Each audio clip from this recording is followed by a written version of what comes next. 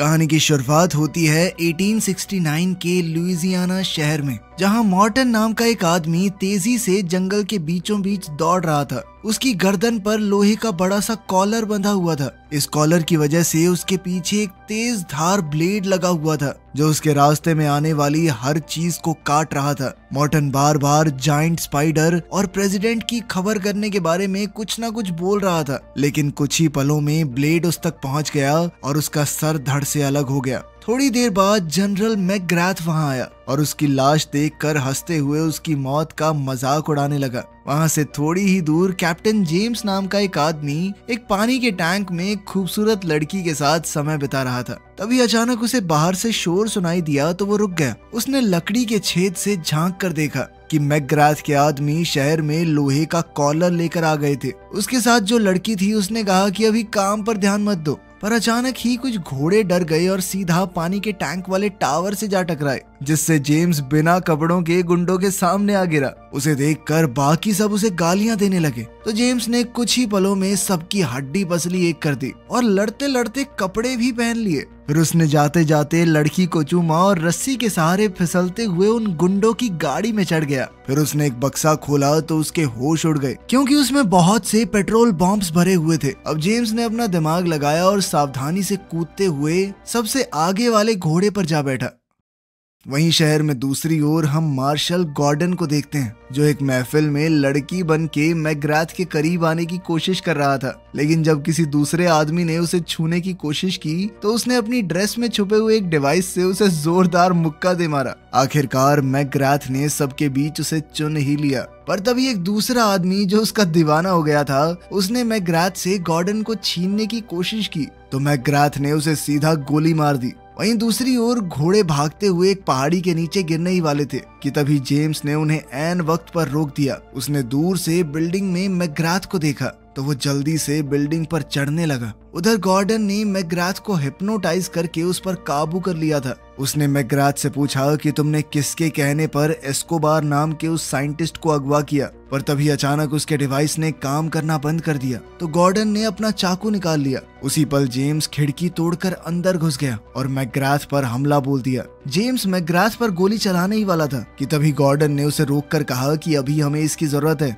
उसी पल मैकग्राथ मौका देखकर जेम्स को दीवार की तरफ धक्का देकर वहां से भाग गया। तभी जेम्स उसके पीछे भागा और मेन एरिया में जाकर मैकग्राथ के गुंडों से लड़ने लगा। चारों तरफ अफरा तफरी मच गई। गॉर्डन ने देखा कि कुछ लुटेरे साइंटिस्ट एस्कोबार को लेकर भाग रहे हैं तो उसने उन्हें रोका, लेकिन जेम्स गलती से उससे टकरा गया और उन दोनों में लड़ाई शुरू हो गई। इसी मौके का फायदा उठाकर सभी बदमाश वहां से भाग निकले। इसके बाद हम एक बेहद खतरनाक साइंटिस्ट डॉक्टर आर्लस को देखते हैं। उसने अपनी एक गार्ड को बिल्डिंग के लोगों के होंठ पढ़कर उनकी बातें समझाने को कहा। तब उसे पता चला कि गॉर्डन और जेम्स पुलिस वाले हैं। खैर उनके आदमी अभी भी साइंटिस्ट एस्कोबार को किडनैप करने में कामयाब हो गए थे, जिसके बाद आर्लस ने पेट्रोल बॉम्ब से भरी हुई एक गाड़ी बिल्डिंग की तरफ धकेल दी, जिससे वहां बहुत जबरदस्त धमाका हुआ। इसके कुछ दिन बाद जेम्स को प्रेसिडेंट ऑफिस में बुलाया गया। वो जाते ही समझ गया कि ये असली प्रेसिडेंट नहीं बल्कि कोई बहरूपिया है, लेकिन उस बहरूपिये ने इस बात को मानने से इनकार कर दिया तो जेम्स ने छत पर गोली चला दी और आखिरकार उस आदमी ने असलियत बताते हुए कहा कि मैं गॉर्डन हूँ।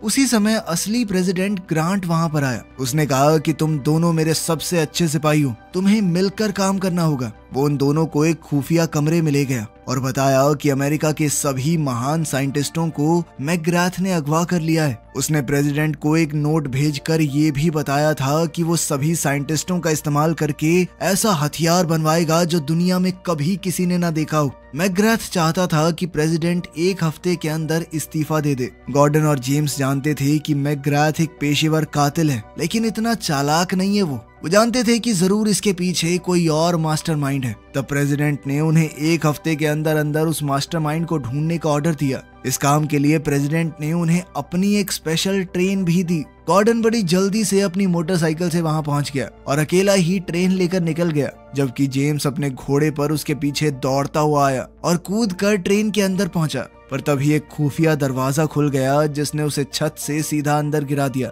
अंदर जाते ही गॉर्डन और जेम्स में बहसबाजी शुरू हो गई और जेम्स ने गुस्से में उसे मुक्का मार दिया कि चुप हो जाना। तभी गॉर्डन कुछ अजीबोगरीब हरकतें करने लगा। अचानक उसने एक बटन दबाया जिसमें से हथौड़ा बाहर आया और सीधा जेम्स को जा लगा। तभी जेम्स सीधा एक पूल टेबल पर जा गिरा जिसने अचानक उसे रस्सियों से बांध कर उल्टा कर दिया और अब वो रेल की पटरियों के सामने था। अब बदले में जेम्स ने एक चेन खींच दी जिससे गॉर्डन की कुर्सी भी ऐसे ही उल्टी हो गई। आखिरकार उन दोनों ने फैसला किया कि सिर्फ प्रेसिडेंट के लिए मिलकर काम करेंगे।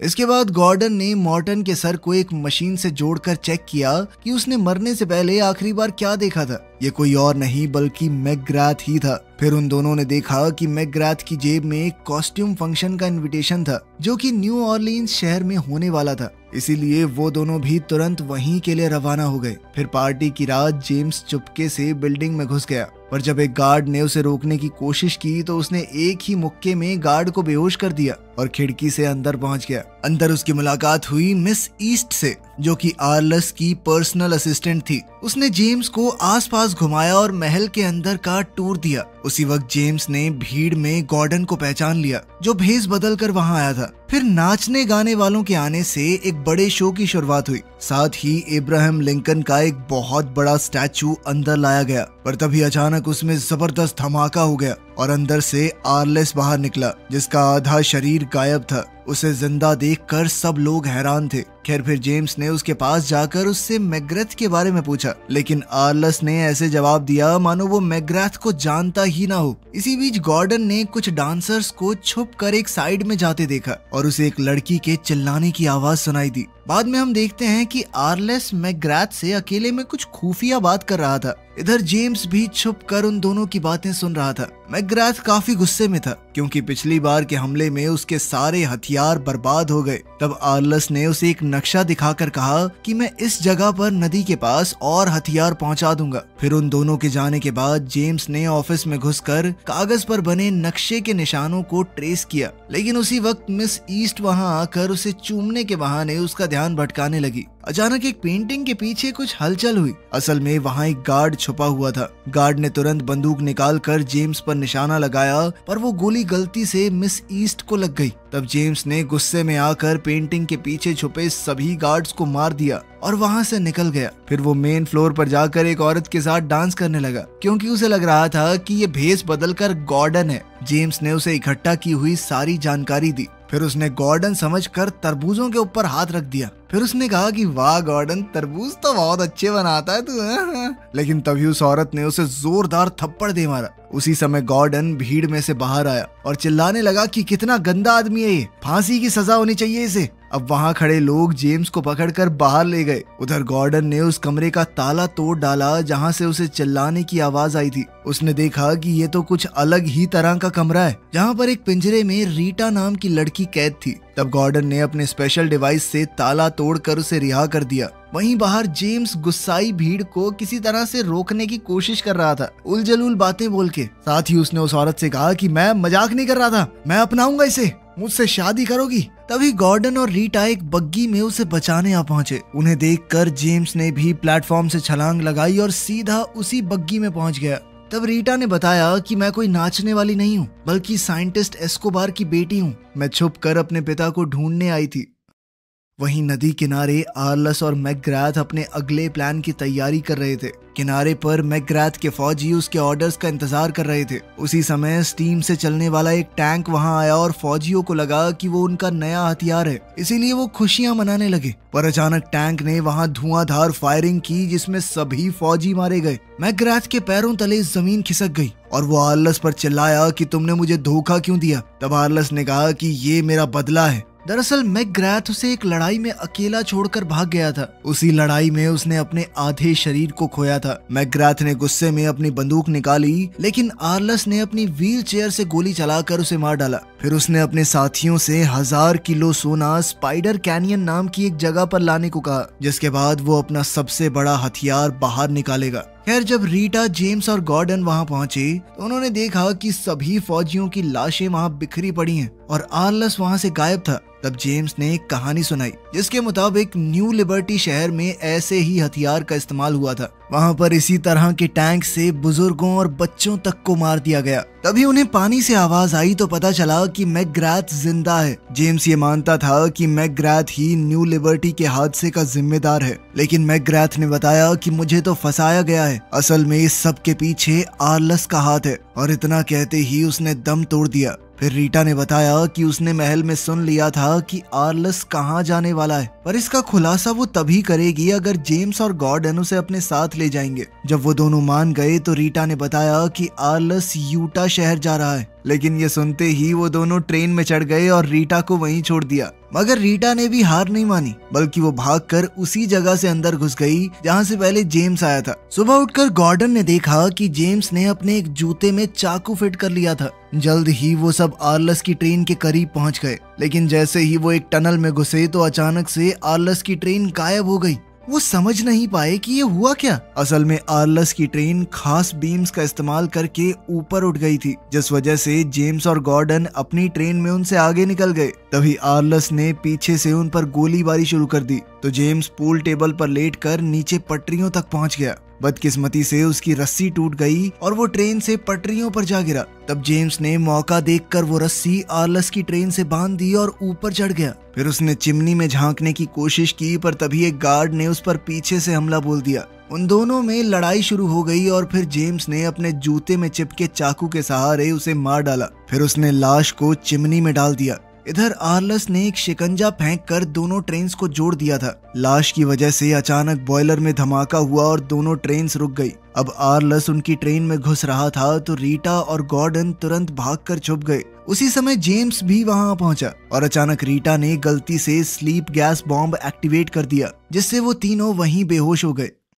थोड़ी देर बाद गॉर्डन और जेम्स को होश आया। दोनों जमीन पर पड़े थे और उनकी गर्दन पर लोहे के कॉलर्स बंधे हुए थे, साथ ही उनके चारों ओर लोहे की तार बंधी हुई थी। आर्लस ने उनके सामने आकर उनकी हार का मजाक उड़ाया और फिर उन्हीं की ट्रेन में रीटा को लेकर चला गया। तब गॉर्डन ने अपनी जेब चेक की तो उसे कोई डिवाइस नहीं मिला, मगर उसे एक नोट मिला जिसमें लिखा था कि जब तक वो इस तार के अंदर है तब तक जिंदा रहेंगे। जेम्स को इस पर यकीन नहीं हुआ, इसीलिए उसने जांच करने के लिए तार से बाहर कदम बढ़ाया। तभी अचानक एक मशीन एक्टिवेट हो गई जिसमें से 2 गोल ब्लेड्स तेजी से घूमते हुए आए और रास्ते के सभी पेड़ पौधे काटते हुए उनका पीछा करने लगे। गॉर्डन ने चिल्लाते हुए कहा कि इन कॉर्नर मैग्नेट्स की पावर पूरे 400 साल बाद खत्म होती है। अब वो दोनों जान बचाने के लिए पास के एक खेत में जा घुसे। वो एक दूसरे के आमने सामने खड़े हो गए। जैसे ही ब्लेड्स उनके करीब पहुंचे दोनों नीचे कूद गए और वो ब्लेड आपस में टकराकर टूट गए। लेकिन उसी समय उन्हें एहसास हुआ कि वो गोबर से भरे एक गड्ढे में गिर चुके हैं। कुछ देर बाद वो दोनों खेत से बाहर निकले तो दोनों में बहसबाजी शुरू हो गई। गॉर्डन ने गुस्से में जेम्स पर चिल्लाकर कहा कि सब तुम्हारी गलती है। उसने जेम्स को मारने के लिए पत्थर उठाया पर उसका पत्थर गलती से कॉलर पर जा लगा,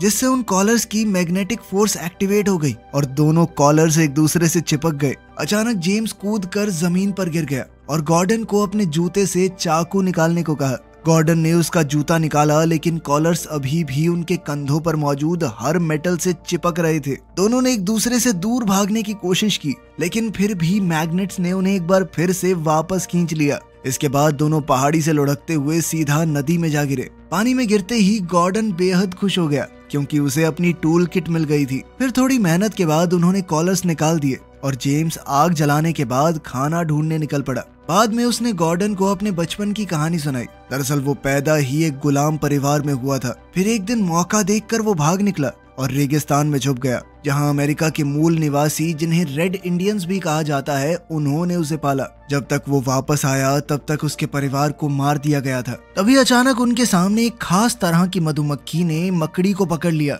गॉर्डन इस घटना को काफी ध्यान से देख रहा था।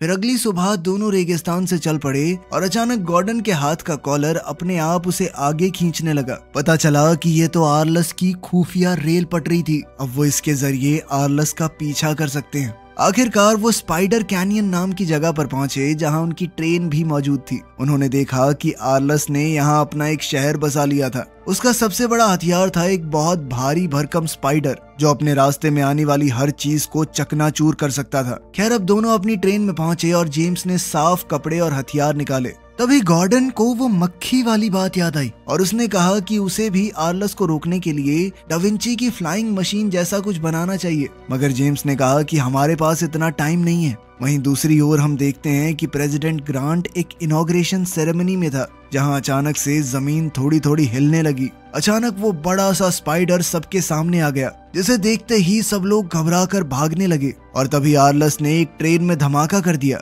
उसी समय हम देखते हैं कि गॉर्डन प्रेसिडेंट का भेष बनाकर स्टेज पर आ गया था, साथ ही वो कहने लगा कि वही असली प्रेसिडेंट है। वहीं दूसरी ओर जेम्स स्पाइडर के ऊपर चढ़ गया। अब आर्लस ने दोनों ग्रांट्स पर जाल फेंककर उन्हें कैद करने की कोशिश की। इधर एक गार्ड ने जेम्स को देख लिया और उसे गिराने के लिए गोली चला दी। बाद में हम देखते हैं कि आर्लस ने अपने अड्डे पर एक मीटिंग रखी थी। उसने ऐलान किया कि वो अमेरिका के छोटे छोटे टुकड़े करके अलग अलग देशों को बेच देगा और एक हिस्सा होगा उसके अपने लिए। उधर जेम्स को होश आया तो उसे एहसास हुआ कि वाह, मैं तो जिंदा हूँ। फिर वो वापस ट्रेन पर पहुंचा तो उसे वहां हथियार के नाम पर बेल्ट में छुपी हुई एक छोटी सी बंदूक मिली। फिर गॉर्डन के कॉस्ट्यूम्स देखकर उसे एक आइडिया आया। वहीं आर्लस के बेस पर ग्रांट ने सरेंडर करने से इनकार कर दिया था, तो आर्लस नकली ग्रांट यानी गॉर्डन को जान से मारने के लिए तैयार हो गया। लेकिन उसी पल वहां एक डांसर आ गई जो असल में जेम्स है। उसने अपनी अदाओं से आर्लस को लुभाया और फिर चुपके से उसकी कुर्सी से चाबियां चुराकर गॉर्डन को दे दी।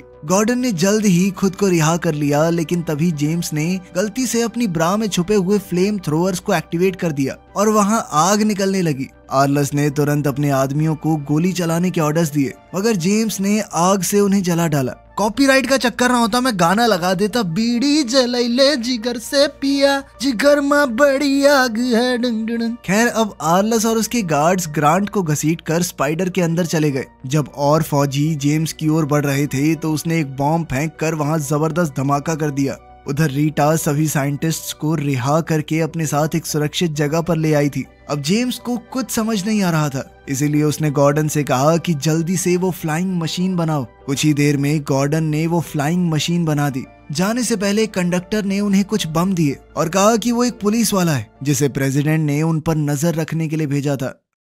अब जेम्स और गॉर्डन उस मशीन के साथ पहाड़ी से कूद गए। एक बार को तो ऐसा लगा कि गए काम से, लेकिन जल्द ही मशीन उड़ने लगी। वहीं दूसरी ओर हम देखते हैं कि वो बड़ा सा स्पाइडर एक शहर में पहुंच चुका था, जहां आर्लस ने लोगों को मारना और बिल्डिंग्स को गिराना चालू कर दिया। वो चाहता था कि इसके दबाव में आकर प्रेसिडेंट उसकी बात मान ले, लेकिन उसी पल जेम्स और गॉर्डन अपनी फ्लाइंग मशीन में वहां पहुंचे। फिर उन्होंने हवा से बम फेंक कर हमला कर दिया। उधर से आर्लस भी उन पर हमला कर रहा था और अचानक उनकी फ्लाइंग मशीन गिरकर सीधा स्पाइडर से जा टकराई, जिससे एक गार्ड तो गिर गई, मगर बदकिस्मती से बाकी गार्ड्स ने उन्हें घेर लिया और उन्हें पकड़कर आर्लस के सामने ले जाया गया। तब जेम्स ने आर्लस का मजाक उड़ाया तो आर्लस ने बटन दबाकर उसे नीचे वाले हिस्से में फेंक दिया, जहां उसे एक योद्धा का सामना करना होगा जिसके हाथ कटे हुए थे और उनकी जगह पर ब्लेड्स लगे थे। जल्द ही 2 और फाइटर भी उस पर टूट पड़े, तो जेम्स ने बड़ी बहादुरी से उनका सामना किया। फिर उसने मशीन की एक चेन की मदद से ब्लेड वाले आदमी को दूर फेंक दिया।